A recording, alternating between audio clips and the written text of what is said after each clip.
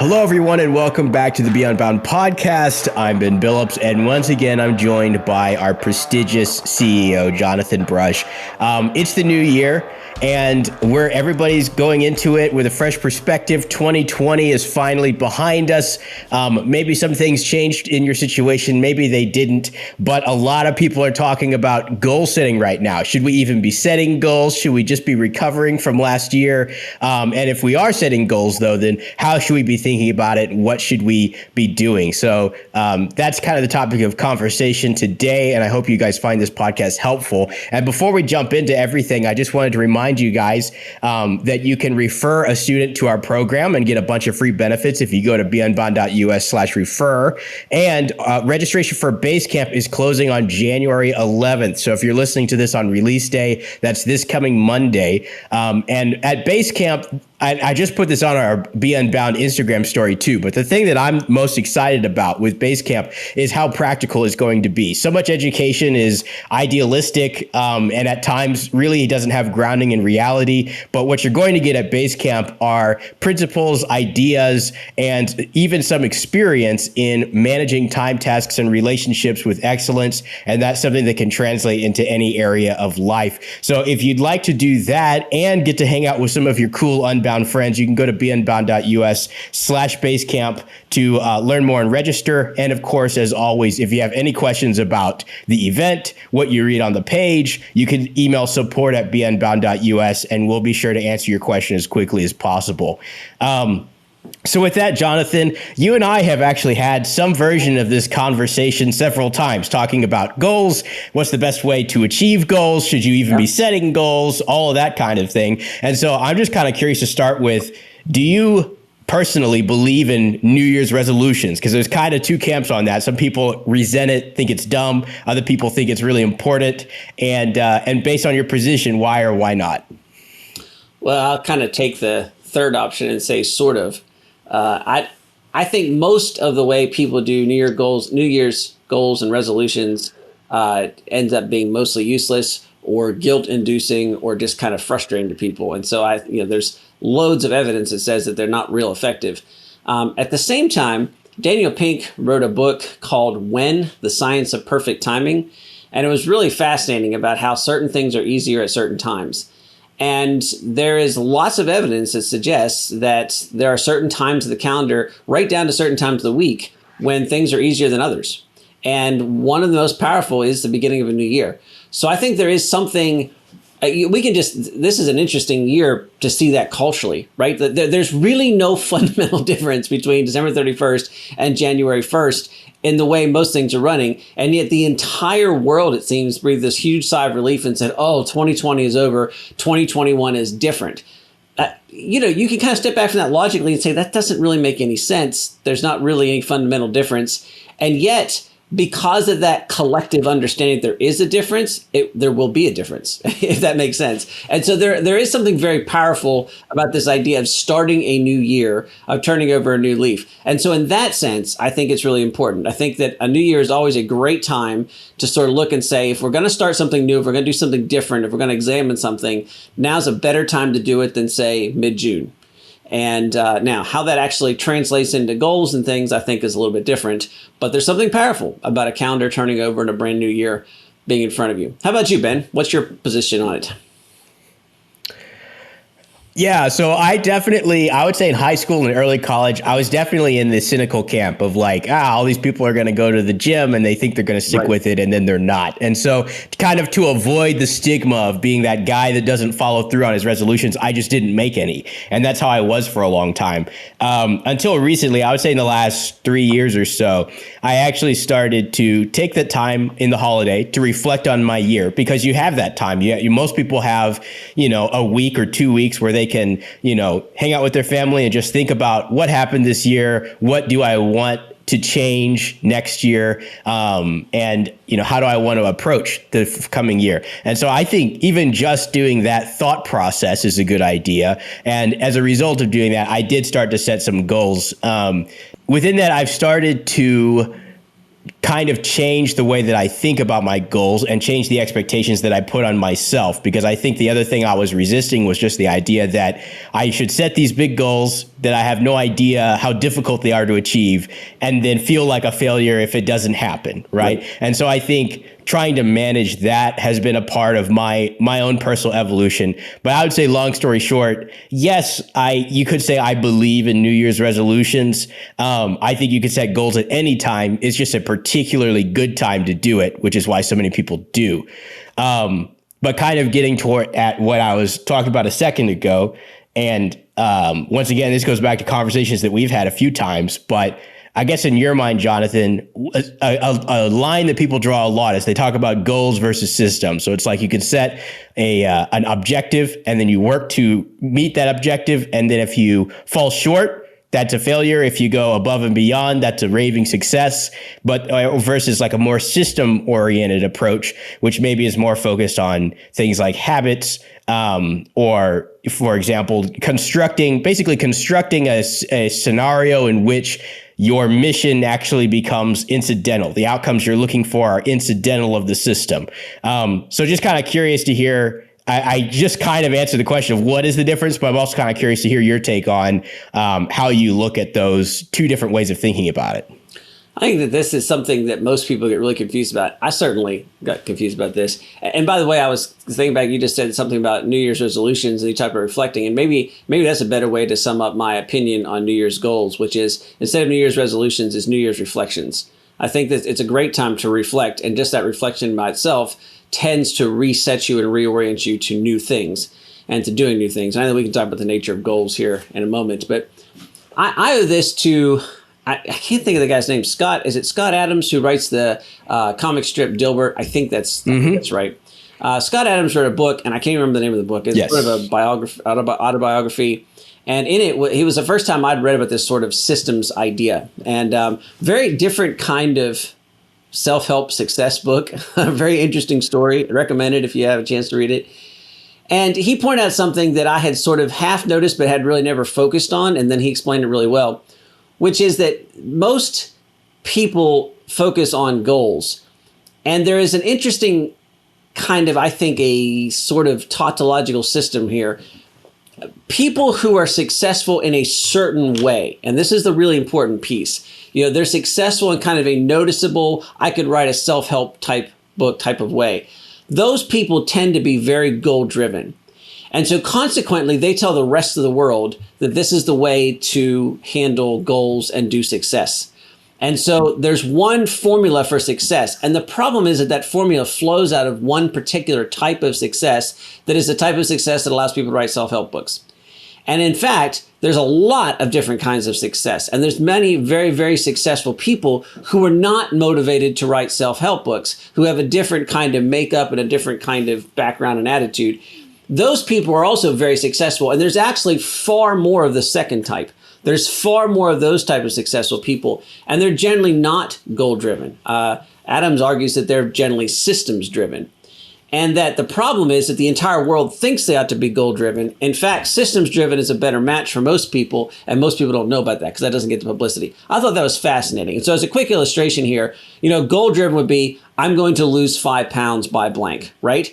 And Adams would argue, and I would back up and say, the problem with that kind of system is that A, you're a failure until that one shining moment when you step on a scale and you've lost 5 pounds, at which point you now have to set a new goal or the whole thing's over. And for a lot of people, either they don't obtain that goal and they feel guilty, or they obtain that goal and then it's done, they gain 5 pounds back.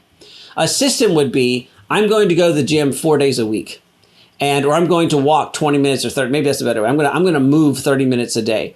And so on Monday, you do 30 minutes. And on Tuesday, you do 45 minutes. On Wednesday, you do 20 minutes, but you shrug your shoulders because you're trying to get to 30 minutes. On Thursday, you're back to 30 minutes. You skip Friday, but that's okay. It's a system. Back on Saturday, you're back to 30 minutes again. And it becomes a lifestyle. And all of a sudden, you walk off 5 pounds and you keep it walked off because this is just something you do every day. And a small setback is not a complete catastrophe. The only catastrophe comes if you entirely abandon the system. And it has resiliency built in, and it kind of adapts to life a lot better than a goal system. Now, I think that's a fascinating observation. I think that's an interesting system. I have come to understand for myself personally that there are some places for goals and there are bigger places for systems. I don't know that one is exclusive to the other. But that has really changed how I look at reflecting on a year, how I set goals and resolutions, how I sort of plan my strategy of where I'm going in a year. I think I try to focus a lot more on systems and occasionally on goals when those are appropriate. So that's kind of the summary of the systems goal thing as I understand it. As you mentioned and alluded to, Ben, we've talked about this a lot. So share your thoughts as well here. Yeah, no, and I really appreciate the way you just laid that out. I felt like when I asked the question, the context I created, I just kind of bum rushed the topic, but that was a really clear explanation of the kind of the difference between the two and your thoughts on them. But I think it's interesting because I would say I've become more and more a systems oriented person as time has gone on. And part of that is because, and I think you can actually kind of find your way to a systems mindset by setting goals, which is just basically a strange way of saying that you could become a systems person by using goals as a system. Anyway, it can get confusing depending on how you talk about it at times. But part of that is just because usually when I set a goal, I think this is one way that goals can be productive, even if you fail, is I set a goal and then I realize that I lack the information, the expertise, or the discipline to actually accomplish that goal. And in the process of doing that, I start to sort of analyze, all right, well, so where did I go wrong? Why didn't I hit my goal? And then I say, oh, I didn't know this. I didn't understand that. And then at a certain point, I start to see and understand that there's a level of knowledge that's required in order to set a goal with confidence. So if you know how to do something, you're much better at setting goals because you're like, well, I'm going to have this done by this day, and I'm going to do it this way. And that actually, that essentially takes expertise. And I think that's why goals can be so daunting at times because if you're just setting a goal, so like weight loss is a great example. If you set a weight loss goal, but you've never actually had to lose weight, you never exercised consistently, you have no idea what you're talking about. You know, you say, I want to lose 5 pounds, but I don't know how to do it. I have no idea. And so even for me, when I look at using my own, fitness journey as an example, or using examples from Brazilian Jiu-Jitsu, there's been times where I cut a pound a day to try to make weight for a tournament, and I got there, and then I instantly gained it all back. So you're like, all right, so if my goal was to lose 5 pounds, I could have done that in a week, but I would have instantly brought it back. So did I really reach my goal? No, my goal wasn't to lose 5 pounds. My goal was to keep 5 pounds off. And that's different. And so you kind of acquire the information, you become more educated in the way that you approach things. So I think for me, the systems mindset is actually, I recently, right around the new year, I read a pretty short and concise book called Atomic Habits by James Clear. And I think he lays out a lot of similar ideas in what I consider is in a really practical way. The book doesn't have like earth-shattering neurological studies or anything new in it, but it just has really great examples and practical applications for how to actually accomplish something. And one of the things he talks about is he says, if you care about a goal, you'll create a system around it. Right. And so if you think about it that way, and when I think about it that way, then at that point, it's like, all right, I have this goal, but now I'm going to spend a ton of time studying and figuring out how do I actually get there? And that dramatically increases the chances that I'll actually reach the goal. So that's kind of my perspective on it. If I have to pick one, generally I pick systems, but I think they actually both, in a best case scenario, they both work in harmony. I think it has a lot of context where you are in life too. This is very similar to, in our Navigate course, we really slam into this idea that for young people, there's an expectation they know all the answers. And so there's this incredible pressure. By 18, you should know what you want to do for a career that therefore leads you to know what you should major in. So that helps you make the right choice about what college you go to.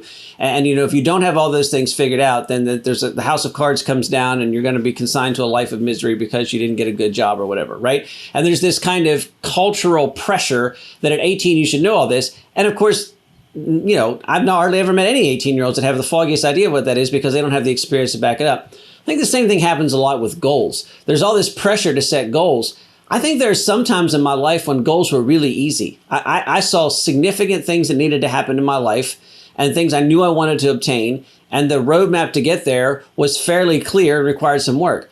There were other times in my life that I didn't even have the foggiest idea of where I was going, right? It was very unclear. I was in more of a holding pattern. I was in a position where I needed to gain more experience before, or gain more opportunity or find new opportunities before I could really set those goals. And so I think that there's a piece missing in all this systems and goals talk. And that's something that we talk a lot about in Navigate. We talk a lot about in Unbound. And that is that I think purpose is a big deal here.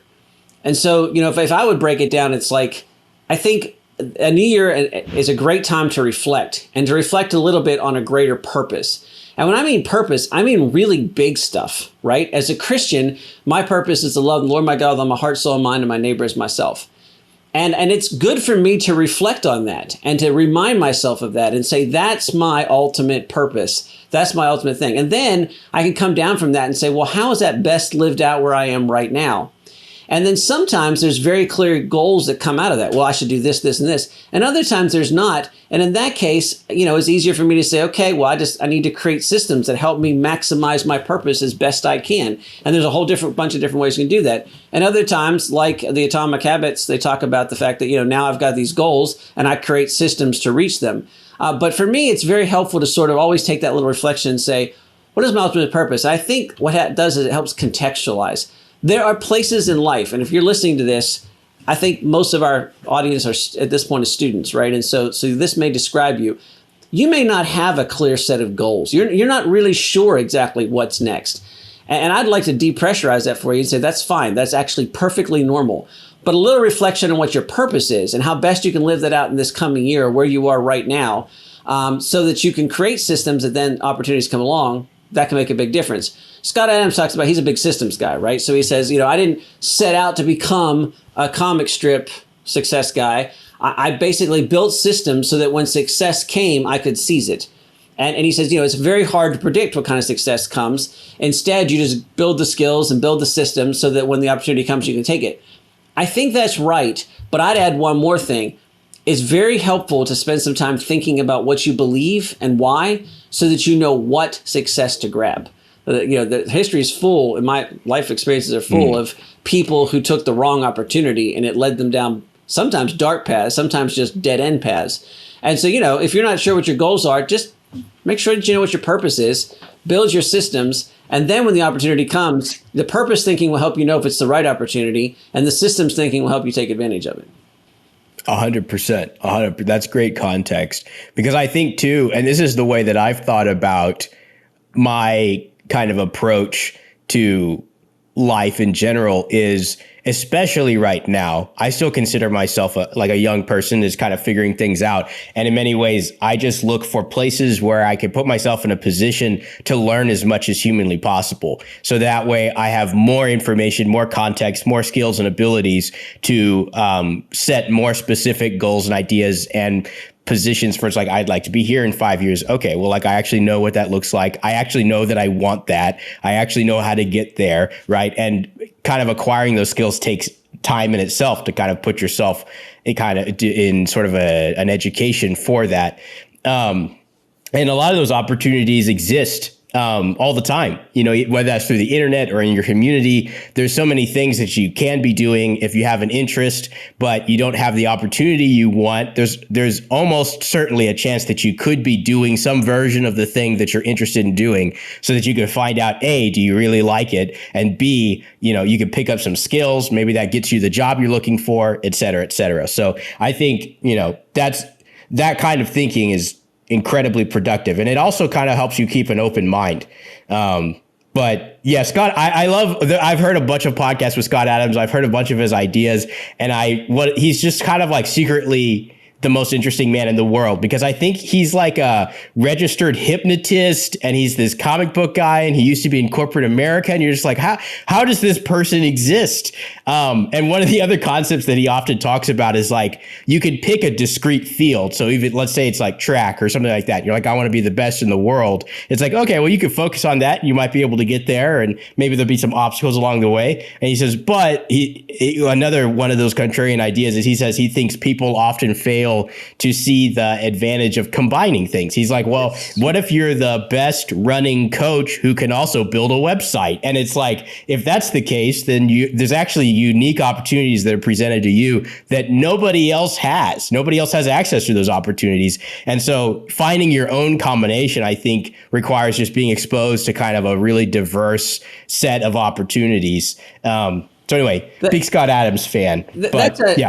That's probably a topic for a whole other podcast, but there's something really important here to sort of note. I think that culturally, there's this idea that you're not successful unless you're successful. And what I mean by that is that you're not successful unless you've obtained certain peak achievements in certain areas. You're not successful unless you're a Super Bowl winning football player. Like, just being a football player in the NFL is not enough. To be a football player in the NFL, you have to also be on a championship team. You're not successful unless you're a CEO of a major company. Being a vice president, senior vice president, that's not, you didn't really obtain the top.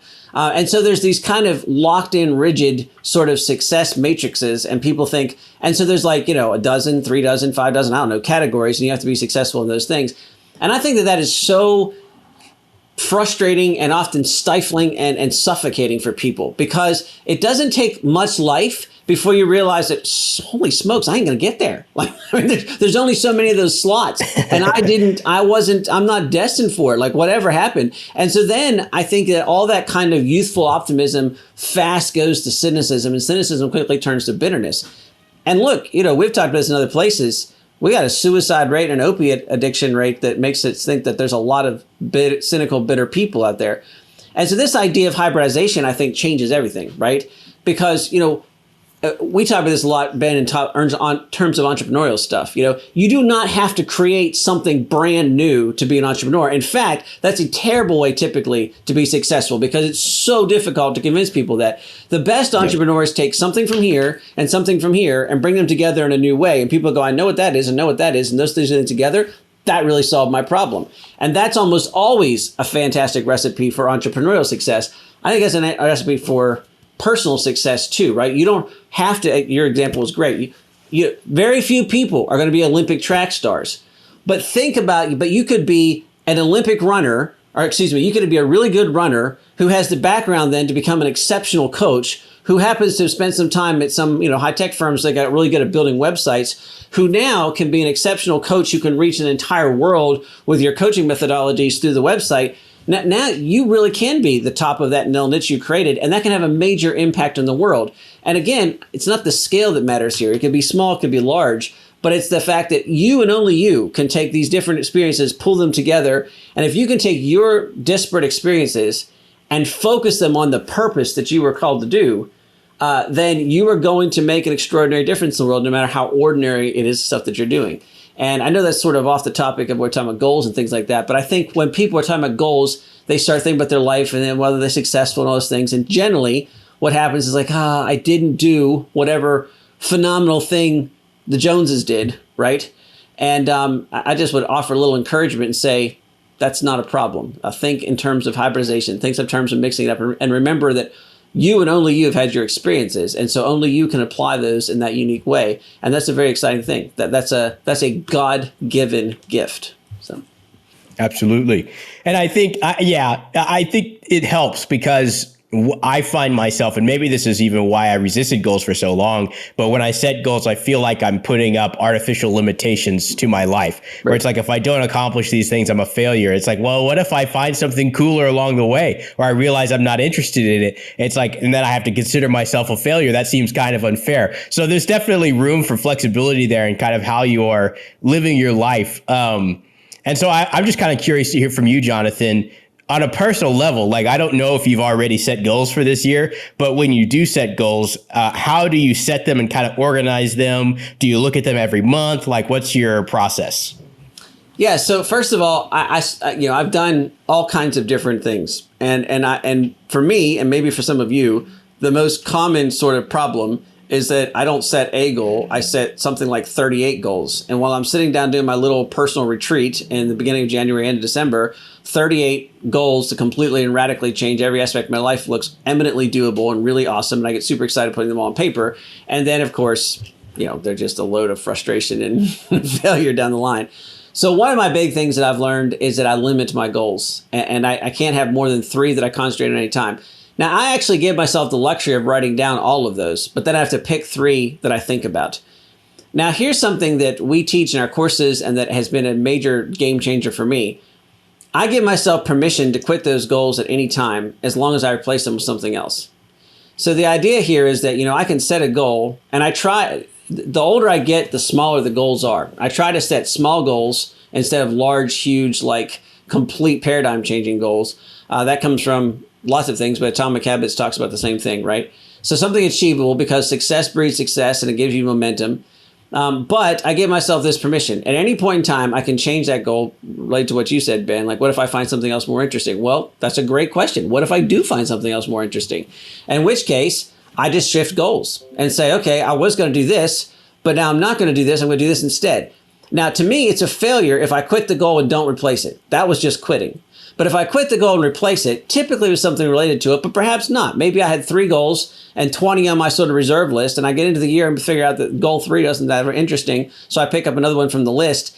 I find that mindset helps me move forward. It keeps me in a growth mindset. It keeps me in a seeking mindset. It keeps me in a motivated move, do something mindset, but it doesn't become stifling and suffocating.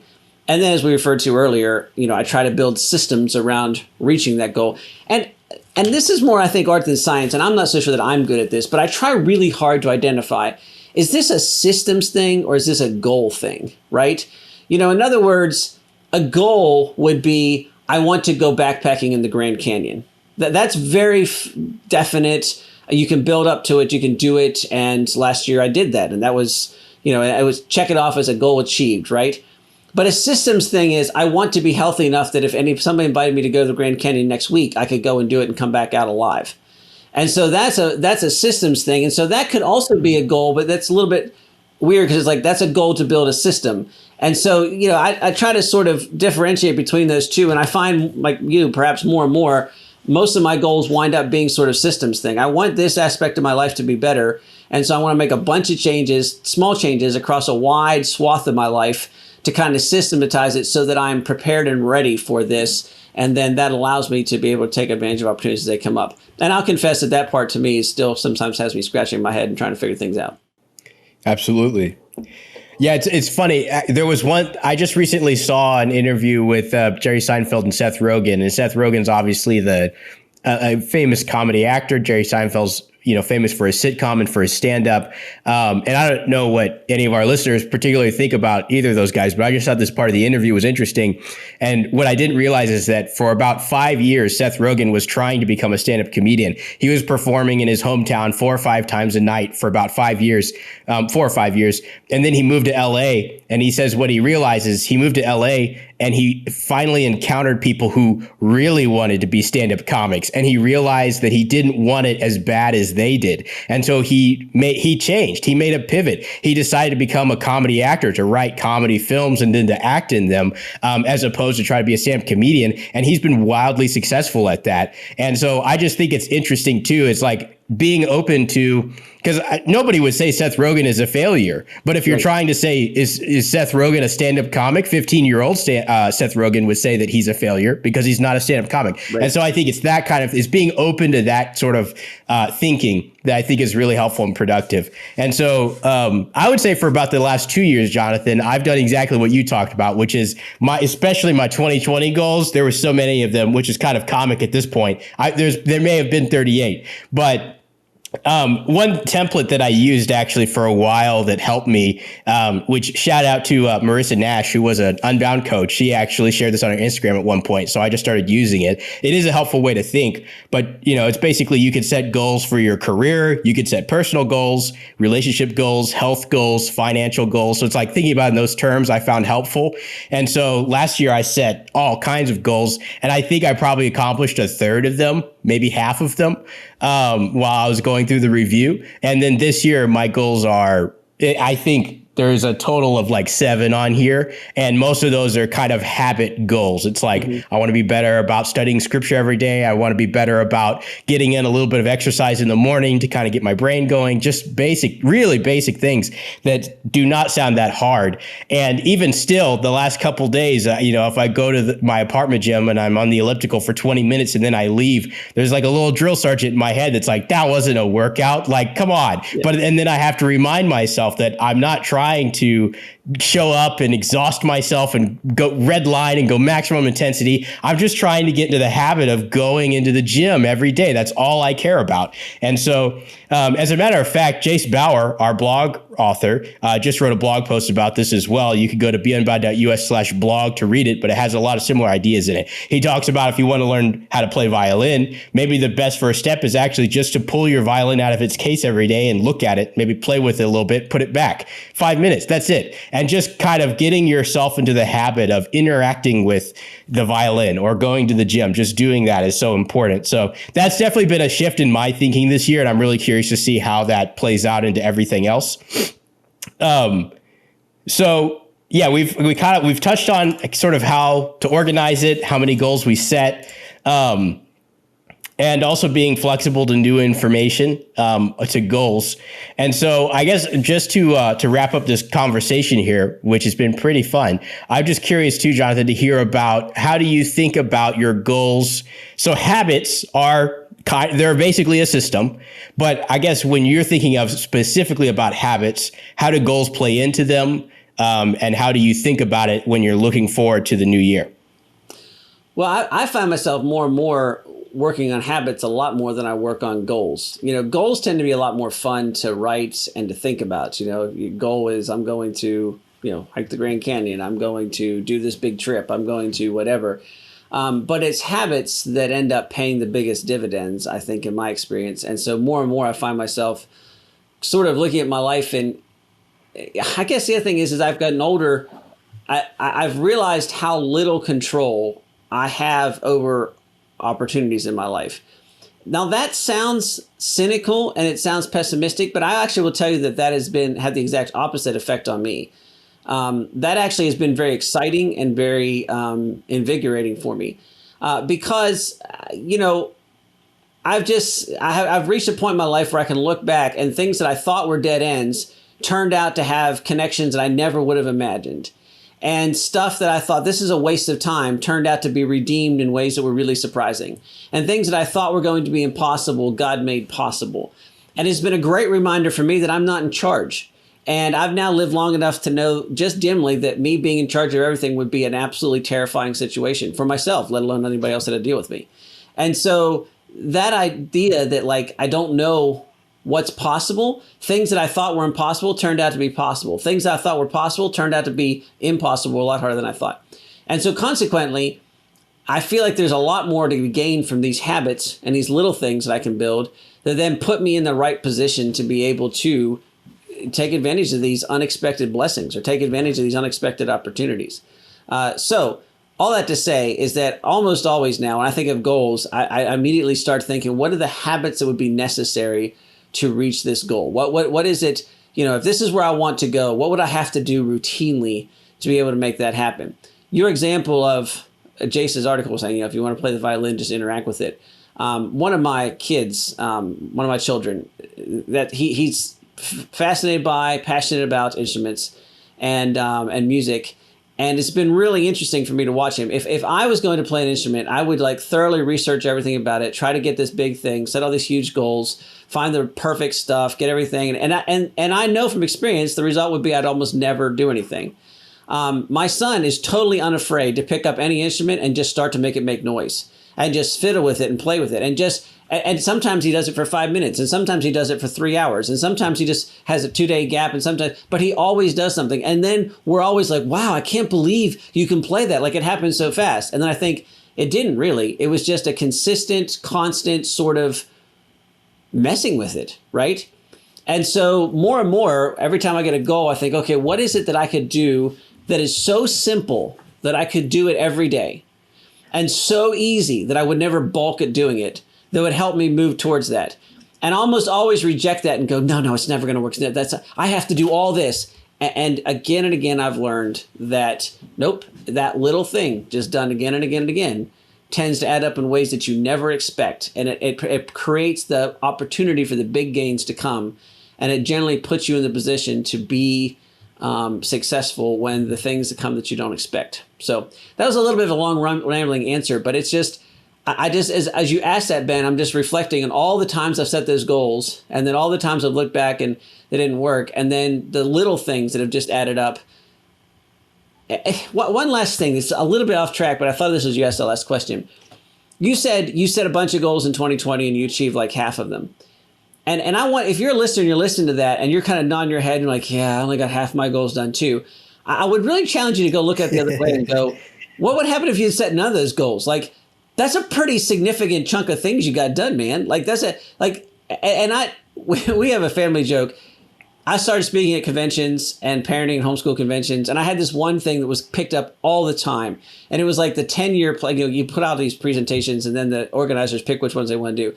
And I put this out kind of as a fling, and it was like a 10-year plan, like the most important years, or 10. I think it was called 10 critical years, and it was basically a plan for raising kids from 10 to 20. And of course, like every student, sort of snotty upstart know-it-all, I did this when my oldest kid was like 12, right? So I absolutely have no idea. Now, happily, and every one of those presentations, I opened it by saying, I don't know if this is going to work. This is my idea. Like, I was at least smart enough not to be arrogant enough to say this is the way I did it. I said, this is my idea.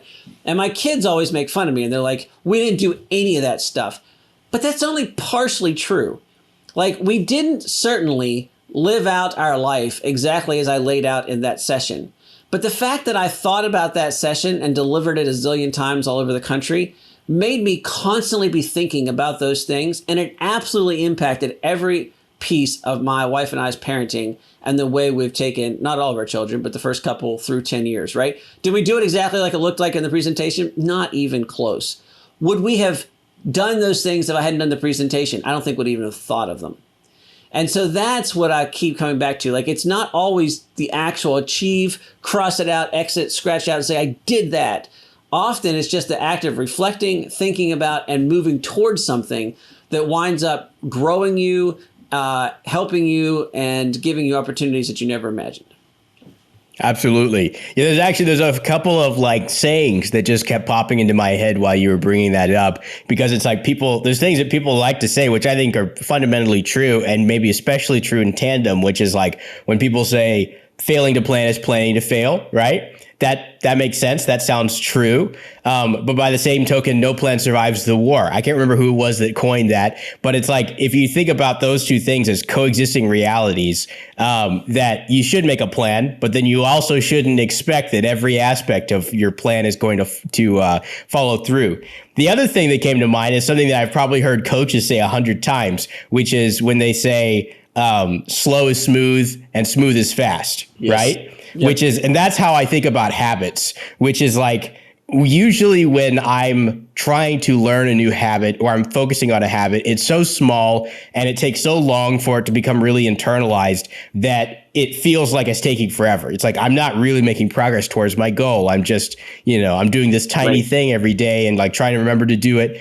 And then, but at some point that becomes totally internalized. And then as you compound those things on top of each other, it really starts to accelerate. It's more of an exponential instead of a linear or progression. And so anyway, I think that's how I think about it. Atomic Habits by James Clear was really helpful for me just in thinking about some of those things. So I definitely recommend that book. And what was the name of that book by Scott Adams that you're mentioning? Yeah, I can't remember the name. I should. If I heard it, I'd probably recognize it. Okay. But I don't know if Scott Adams written a bunch of books. Obviously, he's got a bunch of books that are his comic strips. But it's kind of a biography and a book about success. And if you would Google Scott Adams, you'd be able to find it for sure. So. Awesome. And we'll put it in the description of this podcast as well. So you can just click on the link if you're listening to this. Once again, guys, you can go to beunbound.us/refer to recommend students to our program. You can also find out on that page about the free perks you get when a student you refer enrolls. And you can go to beunbound.us/basecamp to learn more about the event. Registration closes very soon. So if you're thinking about it, go ahead and take a look on that page. But thanks for joining me for this conversation, Jonathan. This was fun. I hope that our listeners, you guys, found it helpful, and we will catch you next week.